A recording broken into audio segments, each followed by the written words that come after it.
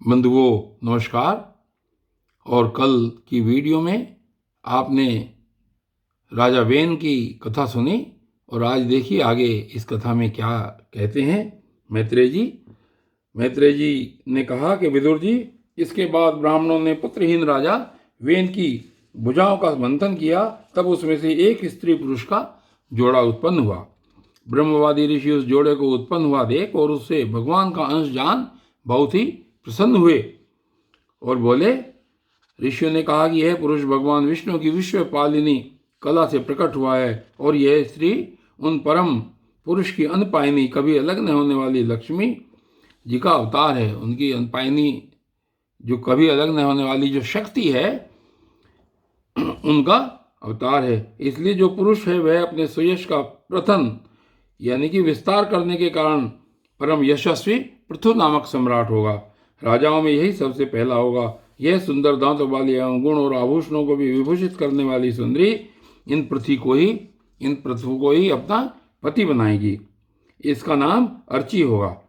पृथु के रूप में साक्षात श्री हरि के अंश ने ही संसार की रक्षा के लिए अवतार लिया है और अर्ची के रूप में निरंतर भगवान की सेवा में रहने वाली उनकी नित्य सहचरी श्री लक्ष्मी जी ही प्रकट हुई हैं। श्री मैत्रेय जी कहते हैं कि विदुर जी, उस समय ब्राह्मण लोग पृथु की स्तुति करने लगे। श्रेष्ठ गंधर्वों ने गुणगान किया, सिद्धों ने पुष्पों की वर्षा की, अप्सराएं नाचने लगी, आकाश में शंख, तुरही, मृदंग और दुंदुभी आदि बाजे बजने लगे। समस्त देवता, ऋषि और पितर अपने अपने लोकों से वहां आए। जगत गुरु ब्रह्मा जी देवता और देवेश्वरों के साथ पधारे।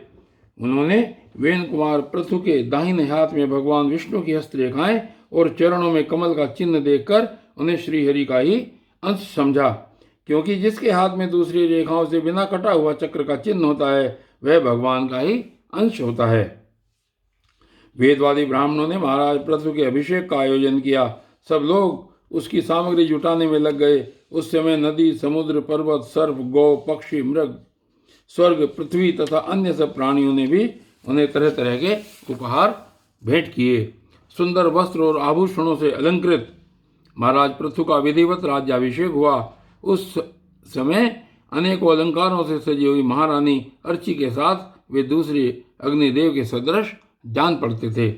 वीर विदुर जी, उन्हें कुबेर ने बड़ा ही सुंदर सोने का सिंहासन दिया तथा वरुण ने चंद्रमा के समान श्वेत और प्रकाशमय छत्र दिया, जिससे निरंतर जल की फुइयां झरती रहती थी।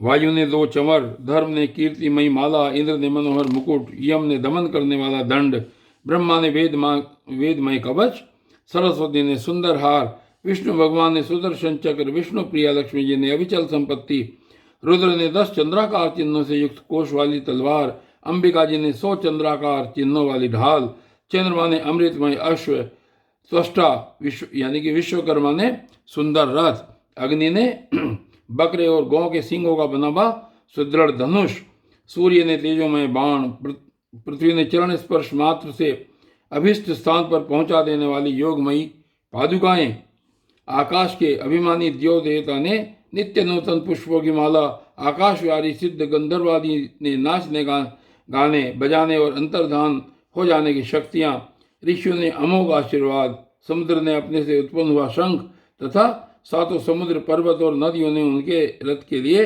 बेरोक टोक मार्ग उपहार में दिए। और इसके पश्चात सूत, मागध और बंदीजन उनकी स्तुति करने के लिए उपस्थित हुए। तब उन स्तुति करने वालों का अभिप्राय समझकर वेन पुत्र परम प्रतापी महाराज पृथु ने हंसते हुए मेघ के समान गंभीर वाणी में कहा।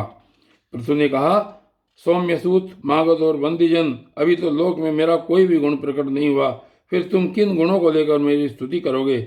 मेरे विषय में तुम्हारी वाणी व्यर्थ नहीं होनी चाहिए, इसलिए मुझसे भिन्न किसी और की स्तुति करो। मृदुभाषियों, कालांतर में जब मेरे अप्रकट गुण प्रकट हो जाएं, तब भरपेट अपनी मधुर वाणी से मेरी स्तुति कर लेना। देखो, शिष्ट पुरुष पवित्र कीर्ति श्रीहरि के गुणानुवाद के रहते हुए तुच्छ मनुष्य की स्तुति नहीं किया करते। महान गुणों को धारण करने में समर्थ होने पर भी ऐसा कौन बुद्धिमान पुरुष है जो उनके न रहने पर भी केवल संभावना मात्र से स्तुति करने वालों द्वारा अपनी स्तुति करवाएगा? यदि यह विद्याभ्यास करता तो इसमें अमुक अमुक गुण हो जाते, इस प्रकार की स्तुति से तो मनुष्य की वंचना की जाती है। वह मंदमती यह नहीं समझता कि इस प्रकार तो लोग उसका उपहास ही कर रहे हैं। जिस प्रकार लज्जाशील उदार पुरुष अपने किसी निंदित पराक्रम की चर्चा होनी बुरी समझते हैं, उसी प्रकार लोक विख्यात समर्थ पुरुष अपनी स्तुति को भी निंदित मानते हैं। सूदगण, अभी हम अपने श्रेष्ठ कर्मों के द्वारा लोक में प्रसिद्ध ही हैं। हमने अब तक ऐसा कोई भी काम नहीं किया है जिसकी प्रशंसा की जा सके। तब तुम लोगों से बच्चों के समान अपनी कीर्ति का हम किस प्रकार गान करवावें। और बंधुओं, आज की इस वीडियो में सिर्फ इतना ही, और कल की वीडियो में आगे क्या होगा ये बाद में देखा जाएगा। तब तक के लिए धन्यवाद।